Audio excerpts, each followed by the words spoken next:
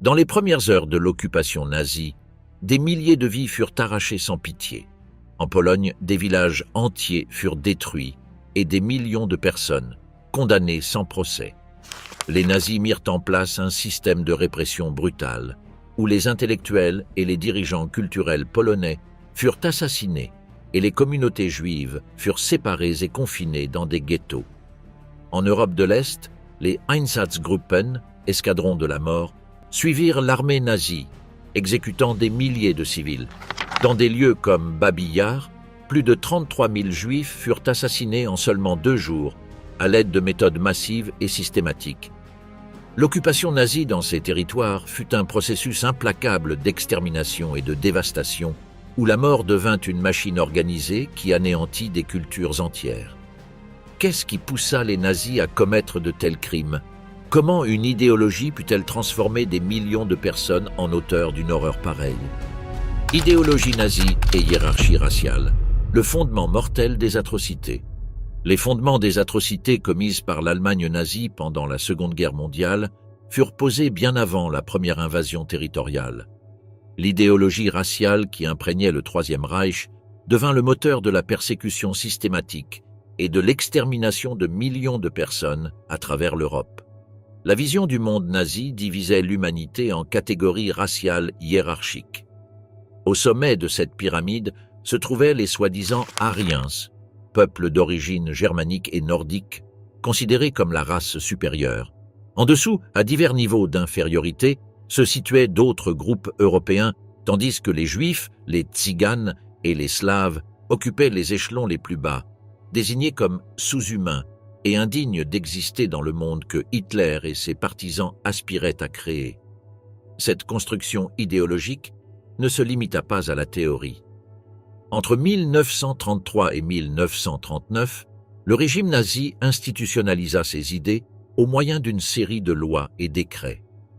Les lois de Nuremberg de 1935 dépouillèrent les Juifs allemands de leur citoyenneté et de leurs droits civiques, établissant les bases légales de leur persécution systématique.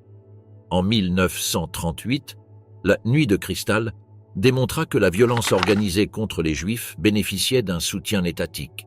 Cependant, on ne soupçonnait pas encore l'ampleur que prendrait cette machine de persécution une fois franchies les frontières allemandes. L'idéologie raciale nazie n'identifiait pas seulement ceux qui devaient être éliminés, elle fournissait également la justification pour le faire. L'appareil de propagande dirigé par Joseph Goebbels diffusa inlassablement des images déshumanisantes des Juifs et d'autres groupes persécutés, les présentant comme des parasites, infections ou menaces biologiques pour la pureté du sang arien.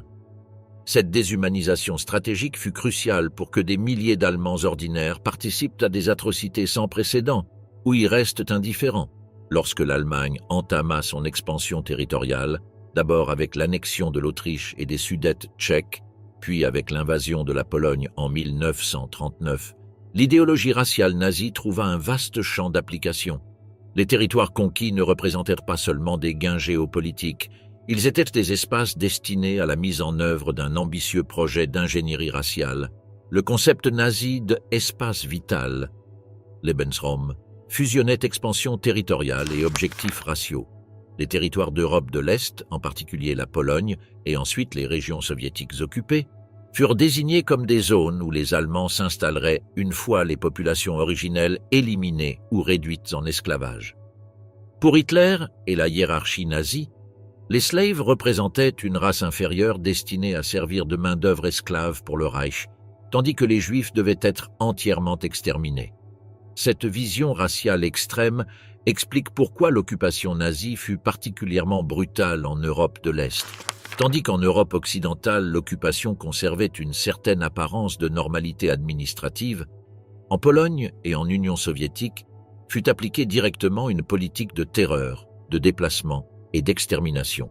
La différence résidait dans la position qu'occupèrent ces peuples dans la hiérarchie raciale nazie. Le concept de purification raciale évolua progressivement vers ce qui serait ensuite appelé la solution finale.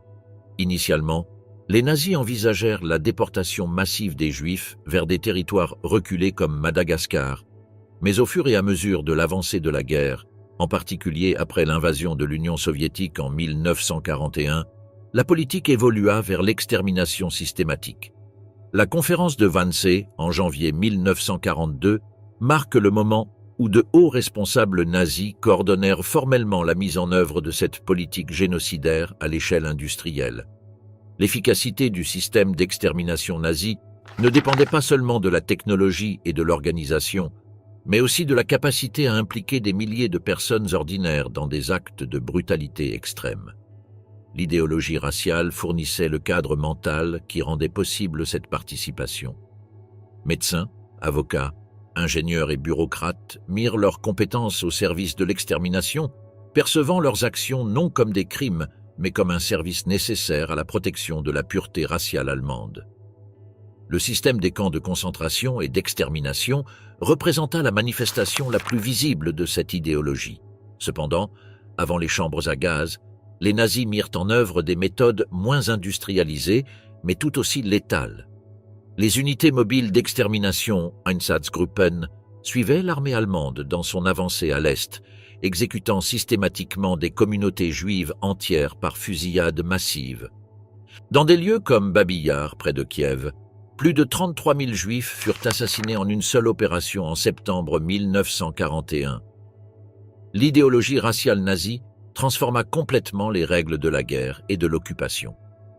Tandis que les occupations militaires traditionnelles visaient à contrôler des territoires et des populations en maintenant un certain ordre pour exploiter les ressources locales, le régime nazi mit en place un système où certains groupes humains étaient désignés pour une élimination complète, indépendamment de leur loyauté, de leur comportement ou de leur utilité économique. Cette infrastructure idéologique explique la singularité historique des atrocités nazies. Le système ne poursuivait pas uniquement des objectifs militaires ou économiques. Il était animé par une vision raciale qui concevait l'élimination de peuples entiers comme une fin en soi, un projet de purification nécessaire pour assurer l'avenir de la prétendue race supérieure. Les premières vagues de la tempête, pillages et occupation nazie en Pologne et en Tchécoslovaquie. L'expansion du Troisième Reich représenta bien plus qu'une conquête militaire. Chaque territoire occupé devenait instantanément le théâtre d'une opération méticuleuse de pillage et de réorganisation raciale. La Pologne, première victime de l'agression nazie en septembre 1939, expérimenta la version la plus brutale de ces politiques, établissant un modèle qui serait ensuite reproduit dans d'autres territoires. L'invasion de la Pologne marqua le début d'un nouveau type de guerre. Au-delà de la défaite de l'armée polonaise, la machine nazie arrivait avec des plans détaillés pour démanteler le pays. Durant les premiers jours de l'occupation, des unités spéciales suivaient les troupes régulières avec des listes prédéfinies d'intellectuels, de dirigeants politiques et de figures culturelles à éliminer. Cette décapitation systématique visait à détruire l'identité nationale polonaise et à transformer le pays en simple territoire au service du Reich. En octobre 1939, les Allemands avaient mis en place une division administrative brutale de la Pologne. Les régions occidentales furent directement annexées au Reich, tandis que le centre du pays devint le gouvernement général, une entité administrative conçue pour exploiter les ressources et la main-d'œuvre. Les populations juives furent immédiatement séparées, obligées de porter des identifications spéciales et soumises à des restrictions croissantes qui culminèrent avec leur enfermement dans des ghettos. Le pillage économique commença immédiatement.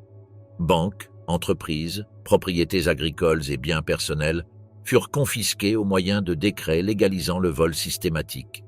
Les Juifs polonais furent les premières cibles, perdant leurs propriétés, comptes bancaires et objets de valeur. Toutefois, la population polonaise non juive subit également des expropriations massives, notamment dans les zones directement annexées au Reich, où la germanisation impliquait le déplacement forcé des habitants originels. Un aspect moins connu de l'occupation fut la spoliation planifiée du patrimoine culturel. Des équipes spécialisées parcouraient musées, bibliothèques et collections privées pour réquisitionner œuvres d'art, manuscrits et artefacts historiques. La Pologne perdit plus de 70% de son patrimoine culturel durant l'occupation, un pillage méticuleusement organisé par des experts allemands qui sélectionnait des pièces pour les musées du Reich tout en détruisant les éléments jugés représentatifs de la culture slave. En Tchécoslovaquie, démantelée avant même le début officiel de la guerre, l'occupation suivit des schémas similaires, quoique initialement moins violents. Le protectorat de Bohême-Moravie, établi en mars 1939, conserva une façade administrative tchèque tandis que le pouvoir réel appartenait aux autorités allemandes. Cependant, la répression s'intensifia après l'assassinat de Reinhard Heydrich en 1942, montrant que la modération apparente initiale n'était qu'une stratégie tactique.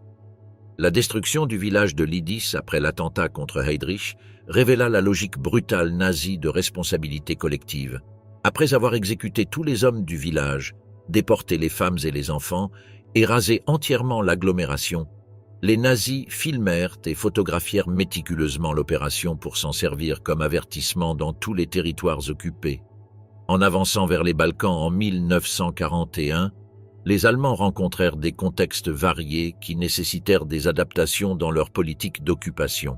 En Yougoslavie, pays fragmenté par des tensions ethniques préexistantes, les nazis exploitèrent ces divisions en promouvant des collaborateurs locaux comme l'État fantoche croate, dirigé par les fascistes Ustašis, qui mirent en place leur propre système de camps de concentration pour éliminer les Serbes, les Juifs et les Tziganes.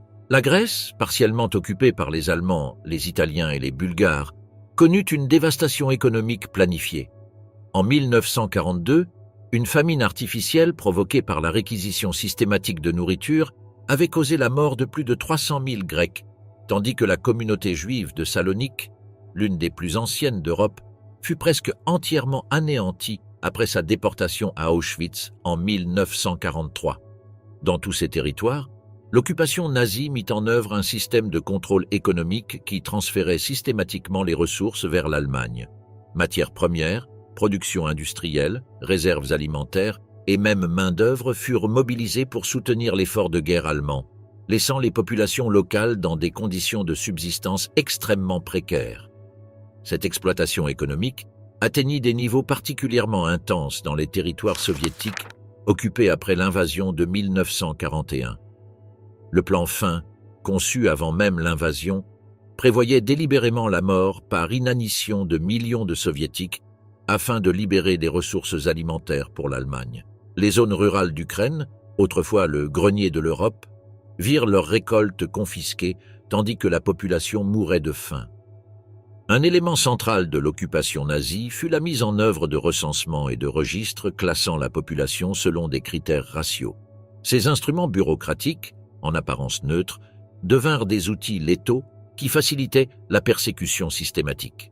Aux Pays-Bas, par exemple, l'existence de registres détaillés permit d'identifier et de déporter 75% de la communauté juive néerlandaise.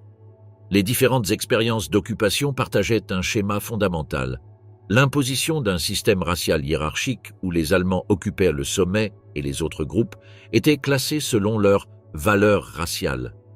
Ce système déterminait l'accès à la nourriture, au travail, à la liberté de mouvement et, en fin de compte, les chances de survie. Tandis qu'en Europe occidentale, certains groupes pouvaient maintenir une existence relativement normale sous occupation, à l'Est, la majorité de la population fut soumise à des conditions visant à sa dégradation systématique. À la fin de 1942, la machine d'occupation nazie avait perfectionné ses méthodes. Ce qui avait commencé comme des politiques improvisées en Pologne s'était transformé en un système intégré de contrôle, d'exploitation et d'extermination. L'occupation nazie ne cherchait pas seulement la victoire militaire ou l'exploitation économique, mais la mise en œuvre d'une vision raciale visant à remodeler fondamentalement la composition humaine de l'Europe. La ghettoisation de l'Europe, l'ascension déchirante des ghettos et la lutte silencieuse de la résistance. Le processus de concentration des populations juives dans des espaces réduits et isolés constitua une phase intermédiaire cruciale sur la voie de l'extermination systématique. Les ghettos ne furent pas des improvisations, mais des éléments planifiés de la machine génocidaire nazie, conçus pour séparer, déshumaniser et, éventuellement, faciliter la déportation vers les camps de la mort. Le premier grand ghetto établi par les nazis fut celui de Łódź, en Pologne, fermé en avril 1940. Quelques mois plus tard, en novembre, fut instauré celui de Varsovie, qui en vint à contenir plus de 400 000 personnes entassées dans une zone représentant à peine 2,4% de la ville. Entre 1940 et 1042, des ghettos similaires surgirent dans toute la Pologne, les pays baltes et plus tard dans des zones occupées de l'Union soviétique. Même dans des endroits comme la Hongrie, où la déportation massive ne débuta qu'en 1944, des variantes du système de ghetto furent mises en place comme phase préparatoire à l'extermination. Les conditions physiques dans ces espaces furent délibérément conçues pour maximiser la souffrance.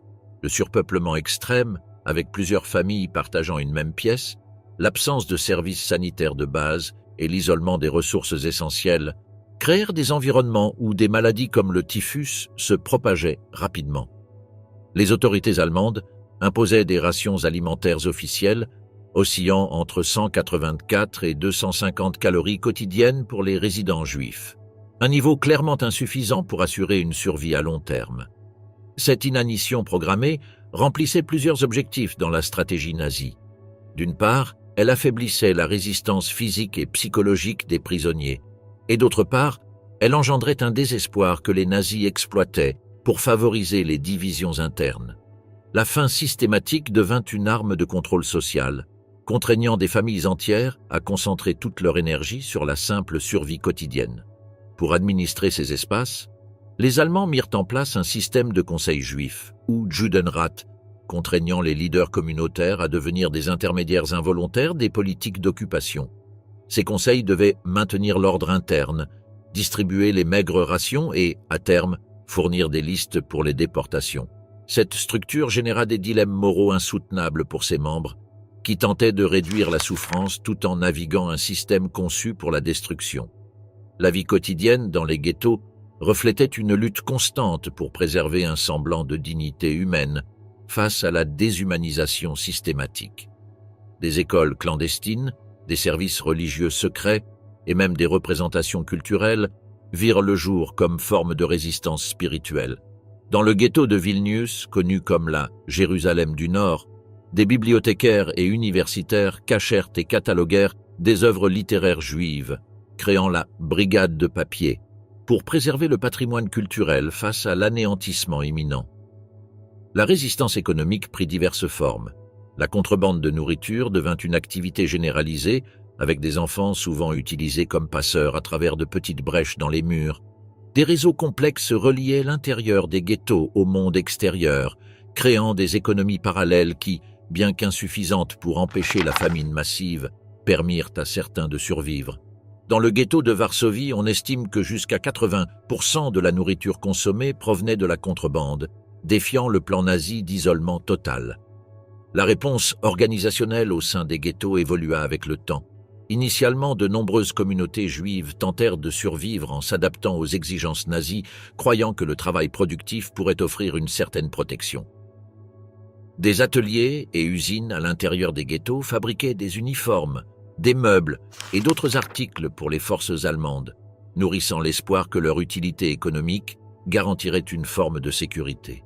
Cependant, à mesure que les déportations vers les camps d'extermination s'intensifièrent à partir de 1942, cette illusion s'évanouit. La prise de conscience progressive du destin des déportés transforma la résistance dans les ghettos.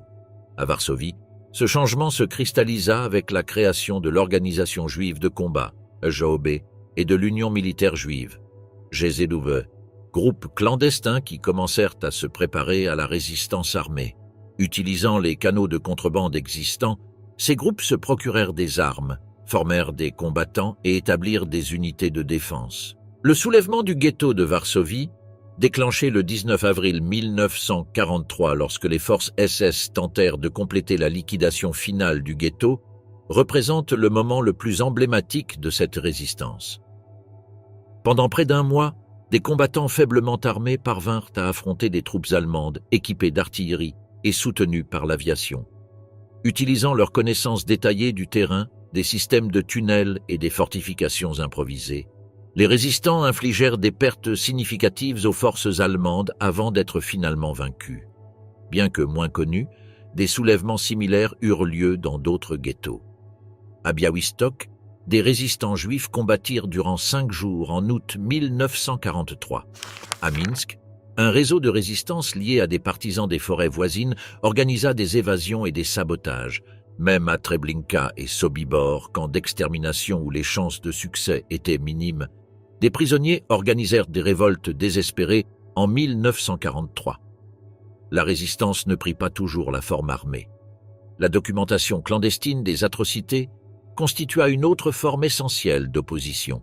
L'Oyneg Shabbat, archive secrète créée par Emmanuel Ringelblum dans le ghetto de Varsovie, recueillit systématiquement des témoignages, documents officiels et preuves de la vie quotidienne, les enterrant dans des récipients métalliques pour les préserver pour la postérité.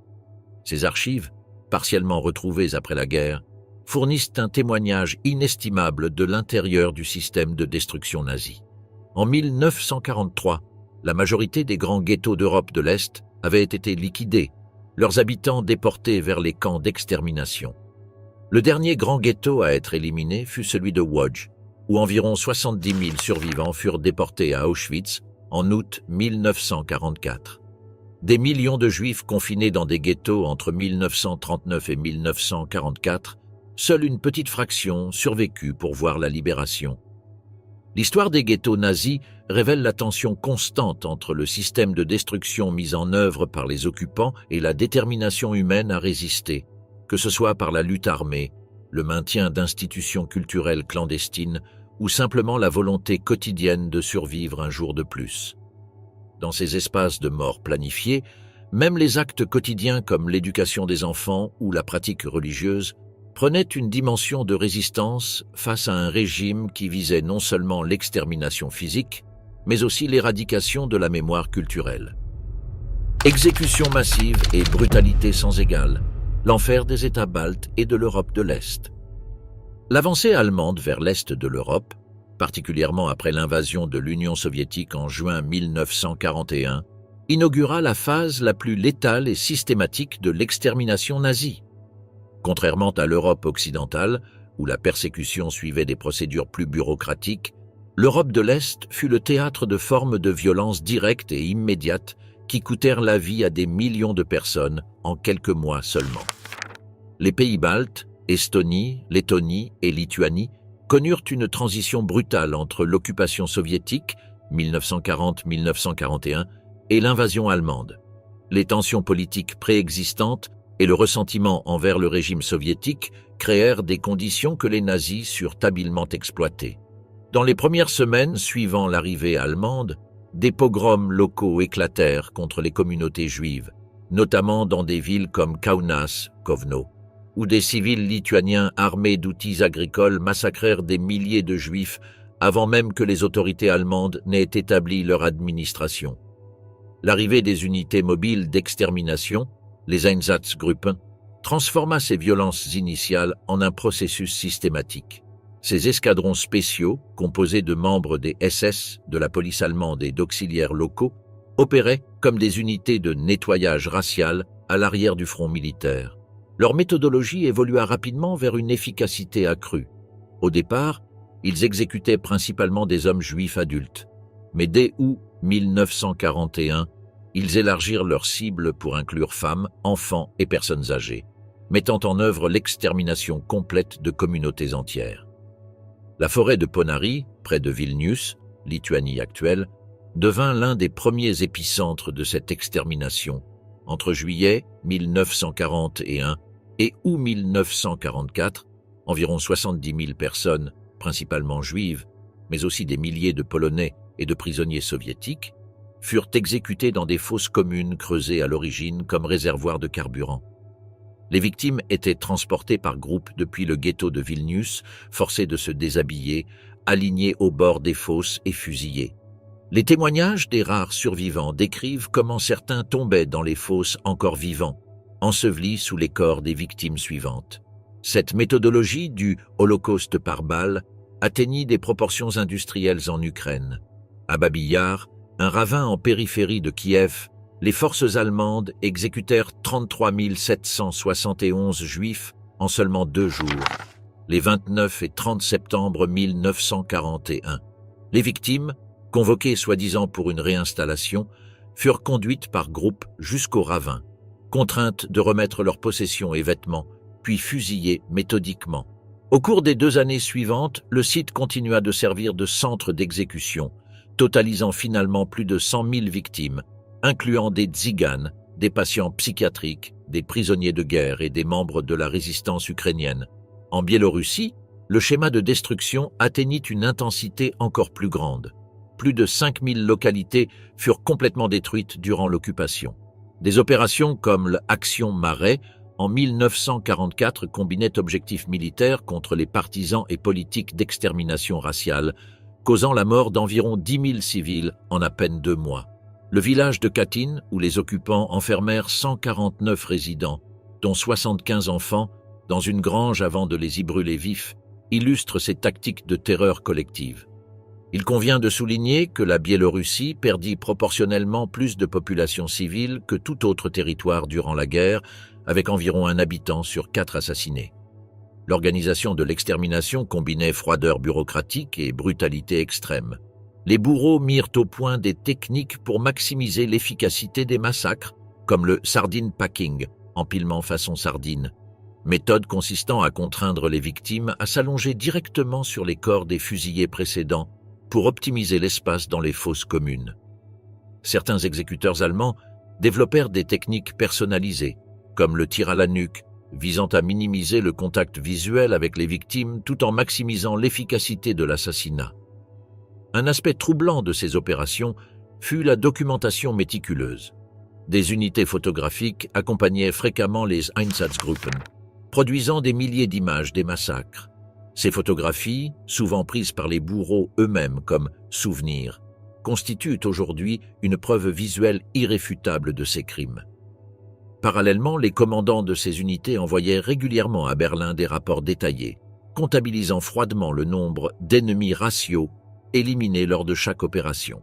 La brutalité extrême ne se limitait pas aux exécutions massives. Dans des territoires comme l'Ukraine occidentale, les forces d'occupation allemandes et leurs auxiliaires mirent en œuvre des formes de torture publique conçues spécifiquement pour terroriser la population. Dans des villes comme Lviv, des civils juifs furent forcés à accomplir des actes humiliants tels que nettoyer les rues avec des brosses à dents ou effectuer des exercices exténuants jusqu'à la mort, tandis que des foules étaient contraintes d'assister à la scène. Ces démonstrations publiques de cruauté visaient non seulement à éliminer physiquement les victimes, mais aussi à briser psychologiquement les survivants. Les camps de concentration improvisés sur le front oriental représentaient une autre dimension de ce système de mort. Contrairement aux camps planifiés en Pologne, ceux-ci étaient souvent des installations temporaires établies dans des bâtiments réquisitionnés, des granges ou de simples enclos à ciel ouvert. Dans ces lieux, comme le tristement célèbre camp de Salaspils en Lettonie, les prisonniers mouraient rapidement en raison de l'exposition aux éléments, de la faim délibérée ou d'épidémies. En 1942, des centaines de ces camps parsemaient les territoires orientaux occupés. L'ampleur de l'extermination posa des problèmes pratiques aux bourreaux. À mesure que le front de guerre se renversait et que les soviétiques avançaient vers l'ouest entre 1943 et 1944, les autorités allemandes mirent en œuvre l'Action 1005, un programme systématique visant à exhumer et incinérer les corps des victimes, effaçant ainsi les preuves des crimes de masse. Des prisonniers sélectionnés, généralement juifs, étaient contraints d'exhumer les cadavres en décomposition, de les brûler dans d'énormes bûchers et de pulvériser les restes osseux. Ces commandos de la mort étaient invariablement exécutés une fois leur tâche macabre accomplie. Dans des régions comme la Galicie, aujourd'hui partagée entre la Pologne et l'Ukraine, la collaboration locale permit la mise en œuvre de l'Holocauste ordinaire, où de petites communautés juives furent systématiquement éliminées sans qu'il soit nécessaire de les transporter vers de grands centres. Des policiers auxiliaires ukrainiens, des militaires roumains en Transnistrie ou des collaborateurs baltes permirent à l'extermination d'atteindre le moindre recoin de l'Europe de l'Est. En Estonie, par exemple, les autorités locales déclarèrent le territoire exempt de juifs dès janvier 1942, après l'assassinat systématique de pratiquement toute la communauté juive du pays. La singularité des massacres sur le front oriental réside dans leur immédiateté et leur visibilité. Contrairement au système industrialisé et relativement dissimulé des chambres à gaz, ces assassinats se produisaient en pleine vue, souvent à proximité immédiate des villages et des villes. Cette visibilité générait une terreur psychologique supplémentaire au sein des populations, qui savaient parfaitement quel sort les attendait si elles étaient classées comme indésirables. Les rares survivants de ces massacres réussirent à s'échapper dans des circonstances extraordinaires. Certains tombèrent dans les fosses avec des blessures non mortelles et parvinrent à ramper dehors pendant la nuit. D'autres s'échappèrent pendant le transport ou trouvèrent refuge auprès de familles locales qui risquèrent leur vie pour les cacher. Ces témoins fournirent par la suite des témoignages cruciaux sur la méthodologie de l'extermination, complétant la documentation bureaucratique des bourreaux eux-mêmes. À la fin de la guerre, l'Europe de l'Est avait été transformée non seulement politiquement et économiquement, mais aussi démographiquement. Des communautés entières avaient été rayées de la carte, des traditions culturelles millénaires réduites en cendres, et des paysages entiers étaient devenus des cimetières non marqués. La brutalité extrême déployée dans cette région représente l'un des chapitres les plus sombres de l'Holocauste, où la machine génocidaire nazie opéra avec une intensité maximale et des restrictions minimales. Violence sexuelle et collaboration forcée, le silence des femmes dans les territoires occupés. L'expérience féminine sous l'occupation nazie constitua une dimension particulièrement complexe et souvent tue de la Seconde Guerre mondiale. Pour des millions de femmes dans les territoires occupés, en particulier en Europe de l'Est, l'occupation signifiait affronter des formes spécifiques de violence et d'exploitation, intimement liées aux politiques raciales et militaires du Troisième Reich. La violence sexuelle émergea comme un outil de domination dès les premiers jours de l'expansion nazie. Lors de l'invasion de la Pologne en 1939, des unités allemandes commirent de nombreux viols dans le cadre de leur campagne de terreur contre la population civile. Toutefois, ces agressions ne relevaient pas simplement d'actes individuels de soldats indisciplinés, mais manifestaient un système qui instrumentalisait la sexualité au sein du cadre idéologique nazi. La contradiction fondamentale résidait dans la doctrine raciale nazie elle-même. D'un côté, les lois raciales interdisaient strictement toute contamination du sang allemand par des relations sexuelles avec des personnes racialement inférieures, considérées comme une honte raciale, Rassenschande. De l'autre, les autorités militaires reconnaissaient implicitement la nécessité de fournir des services sexuels pour maintenir le moral des troupes. Cette contradiction engendra un système dans lequel l'exploitation sexuelle se normalisa, tout en tentant de réguler qui pouvait être exploité et dans quelles conditions. Dans les zones occupées de l'Union soviétique, la brutalité atteignit des niveaux extrêmes. Des villages entiers furent témoins de viols massifs lors d'opérations militaires. Dans la localité de Trozaïsk, les forces allemandes enfermèrent des jeunes filles de villages voisins dans une grange, soi-disant pour une future déportation comme main-d'œuvre, avant que des unités militaires de passage ne les agressent sexuellement en groupe. Ces attaques s'inscrivaient dans une politique plus large de terreur et de soumission de la population locale, où le viol était utilisé stratégiquement pour briser la résistance communautaire et asseoir la domination allemande. L'institutionnalisation de l'exploitation sexuelle prit diverses formes selon les régions. En France, en Belgique et aux Pays-Bas, les autorités allemandes établirent des bordels militaires réglementés, où travaillaient principalement des femmes françaises et d'autres nationalités occidentales. Ces établissements étaient officiellement surveillés par des services médicaux militaires pour prévenir les maladies vénériennes parmi les troupes. En contraste marqué, dans les territoires orientaux comme la Pologne et l'Union soviétique, apparurent des centres de plaisir improvisés où des femmes locales étaient forcées de servir des officiers et soldats dans des conditions proches de l'esclavage. Les témoignages de survivantes révèlent la brutalité systématique de ces lieux. Des femmes capturées lors d'opérations militaires ou sélectionnées dans des camps de travail étaient envoyées dans ces centres, où elles devaient servir des dizaines de soldats quotidiennement, sans soins médicaux appropriés. Celles qui contractaient des maladies ou tombaient enceintes étaient fréquemment éliminées.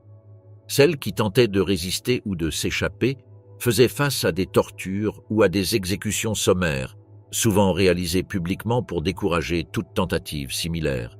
La complexité morale de la situation transparaît particulièrement dans les cas de collaboration sexuelle, terme englobant un spectre de relations entre femmes locales et occupants allemands. Dans des conditions de famine extrême et de persécution, certaines femmes établirent des relations avec des soldats ou des officiers allemands comme stratégie de survie pour elles-mêmes et leurs familles. Ces relations, bien qu'uniformément qualifiées de collaboration après la guerre, allaient de la coercition à peine dissimulée à des liens émotionnels réels, développés dans des circonstances extraordinaires. Dans les territoires soviétiques occupés, où la population faisait face à des politiques de famine délibérées, échanger des faveurs sexuelles contre de la nourriture devint une tactique désespérée de survie. Une survivante de la région de Smolensk raconta comment des femmes de son village nouaient des contacts avec des soldats allemands non par affinité politique, mais parce que un Allemand signifiait du pain, du bois pour l'hiver et parfois des médicaments pour les enfants malades. Ces femmes évoluaient dans un univers moral impossible, où les alternatives étaient souvent la faim ou la prostitution forcée. La situation généra des catégories complexes de victimisation. Particulièrement tragiques furent les cas de femmes de la résistance qui simulaient des relations avec des officiers allemands pour collecter des informations. Dans certains cas, ces agentes furent poursuivies après la libération pour collaboration sexuelle, leur activité clandestine ayant été mal comprise ou délibérément ignorée par les autorités d'après-guerre. Le cas d'Olga, une informatrice soviétique emprisonnée durant des années avant d'être réhabilitée, illustre comment le sacrifice de ces femmes fut souvent récompensé par la stigmatisation plutôt que par la reconnaissance. Les grossesses issues de ces relations, qu'elles soient forcées ou consenties, engendrèrent une autre catégorie de victimes, les enfants de l'ennemi. Le nombre exact d'enfants nés de pères allemands dans les territoires occupés reste inconnu, mais des estimations prudentes parlent de dizaines de milliers, rien qu'en Union soviétique. Ces enfants furent souvent victimes de discrimination, d'abandon institutionnel et de stigmatisation sociale. De nombreuses mères cachèrent l'identité du père, falsifièrent des documents ou déménagèrent dans des régions reculées pour éviter les représailles de la communauté. Le retour de l'armée rouge dans les territoires précédemment occupés provoqua une nouvelle crise pour les femmes ayant eu des relations avec des Allemands. Bien que l'Union soviétique n'ait pas imposé de sanctions officielles à ces femmes, contrairement à la France ou à la Norvège, elles durent souvent affronter des jugements publics informels, l'exclusion sociale et le harcèlement. Le soupçon de collaboration horizontale pouvait anéantir complètement les perspectives sociales et économiques d'une femme, même des décennies après la fin de la guerre. L'expérience des femmes sous l'occupation nazie révèle une dimension souvent minimisée du conflit, où la domination sexuelle s'entremêlait aux politiques raciales et aux stratégies militaires. Le silence qui entoura ensuite ces expériences reflète non seulement le traumatisme personnel des victimes, mais aussi le malaise social face à des réalités qui contredisent les récits simplifiés de résistance et de collaboration. L'ampleur réelle de cette exploitation systématique ne commença à être reconnue que plusieurs décennies plus tard, lorsque des recherches historiques et des témoignages tardifs révélèrent l'ampleur d'une souffrance largement restée invisible aux yeux de l'histoire officielle. La mort des braves, exécution de combattants de la résistance et ennemis politiques du Troisième Reich. La répression des mouvements de résistance constitua l'un des aspects les plus brutaux de l'occupation nazie. À mesure que les forces allemandes étendaient leur contrôle sur l'Europe, divers mouvements apparurent pour défier le régime occupant, allant de réseaux clandestins urbains à des unités de guérilla dans les zones montagneuses et forestières. La réponse nazie à ces défis fut implacable, combinant renseignements sophistiqués, opérations militaires à grande échelle et systèmes de représailles collectives conçus pour terroriser des populations entières.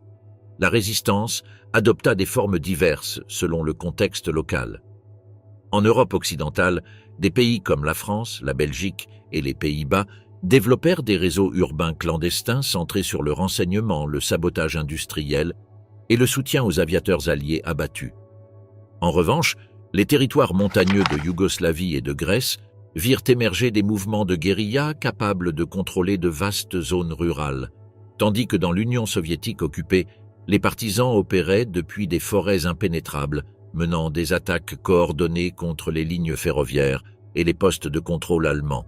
La réponse nazie à ces mouvements évolua vers une répression de plus en plus systématique. La capture d'un résistant ne s'achevait que rarement par une simple arrestation ou un procès. Les détenus étaient soumis à des interrogatoires brutaux visant non seulement à obtenir des informations immédiates, mais aussi à démanteler des réseaux entiers.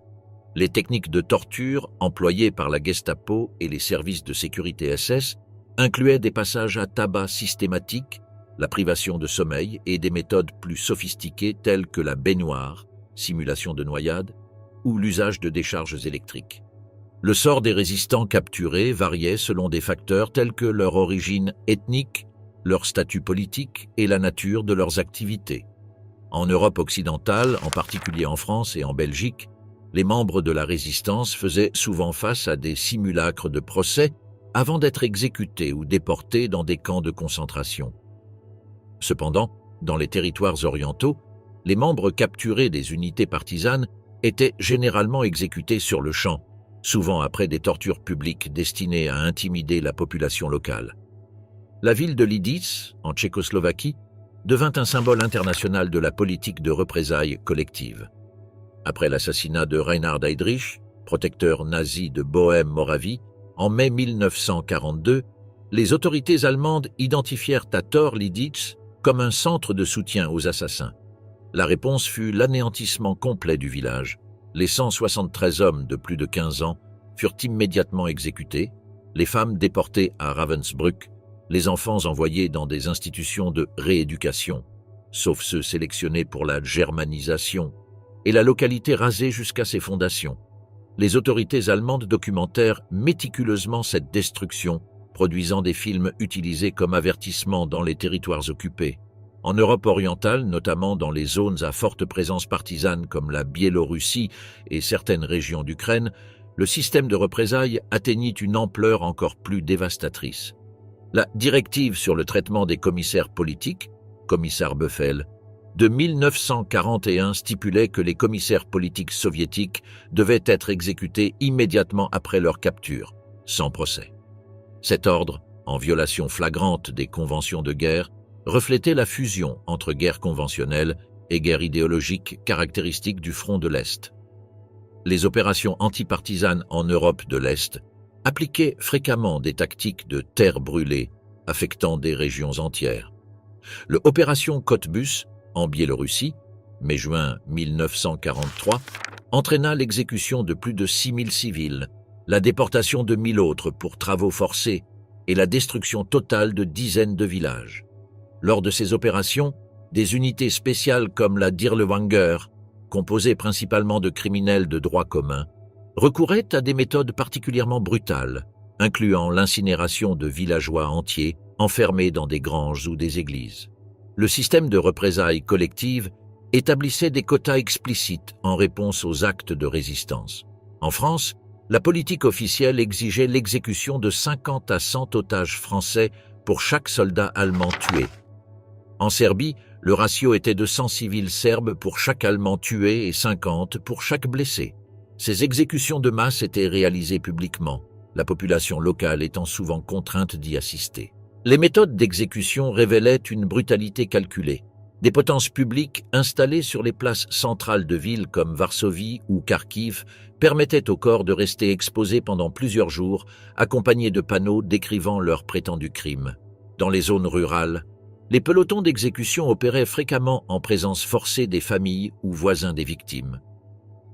La documentation allemande montre que ces décisions quant aux méthodes d'exécution n'étaient pas arbitraires, mais soigneusement planifiées pour maximiser leur impact psychologique sur les populations locales.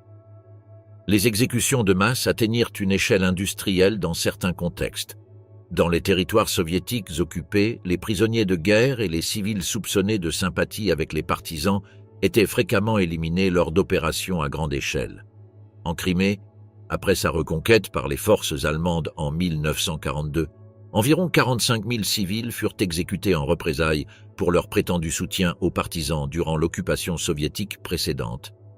Ces massacres sélectifs faisaient partie d'une stratégie plus large de pacification des territoires par la terreur systématique. Les résistants juifs faisaient face à une double condamnation. Pour les nazis, leur participation à la résistance confirmait les stéréotypes antisémites de la conspiration judéo-bolchevique, justifiant une brutalité encore plus grande. Les participants juifs à l'insurrection de Varsovie de 1944 capturés par les forces allemandes furent immédiatement exécutés, se voyant même refuser le statut de prisonnier de guerre accordé aux résistants non-juifs. Ce traitement différencié reflétait l'intersection entre politique militaire et idéologie raciale caractéristique de l'occupation nazie. L'efficacité de ces politiques répressives brutales fut, paradoxalement, contre-productive dans de nombreux contextes. Les massacres indiscriminés renforçaient souvent les mouvements de résistance en leur apportant de nouveaux membres et en consolidant le soutien populaire. En Yougoslavie, les atrocités de la division Prince Eugen contre les civils contribuèrent à renforcer le mouvement partisan de Tito. De même, en Ukraine occidentale, les brutalités des forces d'occupation transformèrent des zones initialement accueillantes envers les Allemands, en raison d'expériences négatives sous domination soviétique, en bastions de résistance active. Les archives militaires allemandes révèlent des débats internes sur l'efficacité de ces tactiques extrêmes. Certains commandants de terrain estimaient que les représailles indiscriminées ne faisaient qu'alimenter la résistance, préconisant des approches plus sélectives. Toutefois, l'idéologie raciale nazie, qui considérait des populations entières comme intrinsèquement hostiles ou racialement inférieures, l'emportait généralement sur les considérations tactiques. La directive de Hans Frank, gouverneur général de la Pologne occupée, résumait cette position. « Plus ils mourront, mieux ce sera pour nous ». L'héritage de cette répression brutale reste inscrit dans le paysage physique et psychologique de l'Europe. Des milliers de monuments commémorent des villages détruits, des communautés massacrées et des résistants exécutés. La cruauté systématique employée contre ceux qui osèrent défier l'occupation révèle la véritable nature du régime nazi, un système répondant à toute contestation de son autorité par une violence calculée, visant non seulement à éliminer les menaces immédiates, mais aussi à briser durablement la volonté de résistance des populations entières. L'écho de la douleur, séquelles de la répression d'après-guerre et victimes oubliées de l'Europe.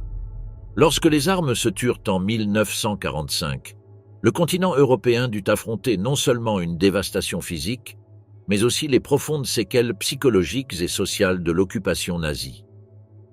Des millions de personnes survécurent physiquement, mais restèrent marquées par des expériences traumatiques que les sociétés d'après-guerre n'étaient souvent pas préparées à reconnaître ni à prendre en charge.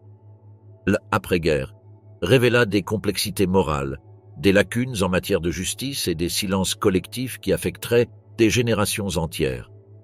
La libération des territoires occupés révéla des réalités qui défiaient les récits simplifiés sur les victimes et les bourreaux. La situation des femmes ayant eu des relations avec des soldats et officiers allemands, qu'elles aient été consenties ou forcées, fut particulièrement complexe. Dans des pays comme la France, la Norvège et les Pays-Bas, des milliers furent soumises à des humiliations publiques ritualisées.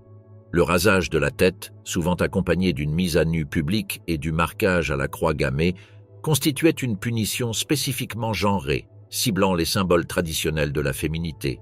Ces cérémonies de dégradation répondaient non seulement aux supposés crimes de collaboration, mais aussi à des angoisses plus profondes concernant l'autonomie sexuelle féminine en temps de crise. La sévérité de ces châtiments reflétait des paradoxes moraux non résolus. En France, où environ 20 000 femmes furent rasées et humiliées publiquement, la punition des collaboratrices horizontales contrastait fortement avec le traitement plus indulgent réservé aux collaborateurs économiques et politiques.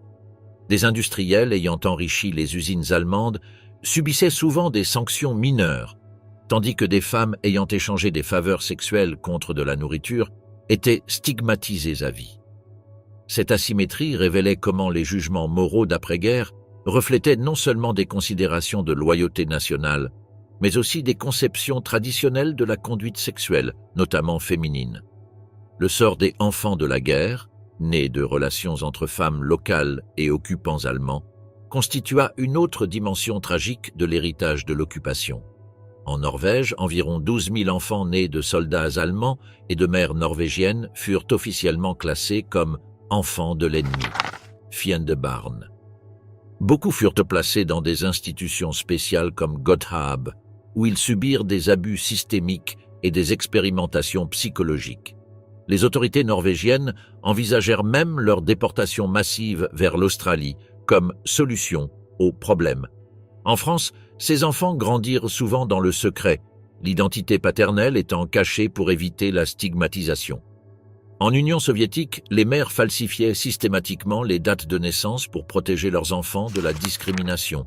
Le silence entourant les expériences traumatiques caractérisa particulièrement les survivantes de violences sexuelles. Des milliers de femmes violées lors des invasions et occupations se heurtèrent à des sociétés préférant ignorer ces crimes, notamment lorsque les auteurs appartenaient aux forces alliées. À Berlin, où environ 100 000 femmes furent violées lors de l'occupation soviétique initiale, les victimes gardèrent souvent le silence même auprès de leurs familles. Ce mutisme forcé, répété dans de nombreux contextes européens, engendra ce que les psychologues qualifièrent plus tard de traumatisme secondaire, le dommage psychologique supplémentaire causé par l'impossibilité de traiter et de verbaliser un traumatisme primaire. La répartition géographiquement inégale de la reconnaissance et des réparations accentua ces injustices, tandis que des survivants en Europe occidentale accédaient progressivement à des compensations et à une reconnaissance, ceux situés derrière le rideau de fer furent souvent invisibilisés pour des raisons politiques. En Union soviétique, les prisonniers de guerre libérés des camps allemands furent souvent accueillis avec suspicion, soumis à des interrogatoires sur les circonstances de leur capture et, dans de nombreux cas, envoyés directement du camp nazi au goulag soviétique. Pour le régime stalinien, la simple survie était une preuve suspecte, potentiellement indicatrice de collaboration. La situation des survivants juifs retournant dans leur communauté d'origine en Europe de l'Est fut particulièrement tragique. Ils retrouvèrent leurs propriétés occupées, leurs biens dispersés, et souvent une hostilité ouverte de voisins impliqués dans l'appropriation de leurs biens. Le pogrom de Kielce, Pologne, en juillet 1946, au cours duquel 42 survivants de la Shoah furent assassinés par leurs concitoyens polonais, illustre la persistance de l'antisémitisme même après la défaite nazie. De nombreux survivants furent ainsi contraints à une seconde migration vers des camps de déplacés en Allemagne de l'Ouest, puis vers Israël ou l'Amérique. La justice transitionnelle mise en œuvre par les Alliés à travers des procès comme celui de Nuremberg représenta une avancée historique mais comportait d'importantes limitations.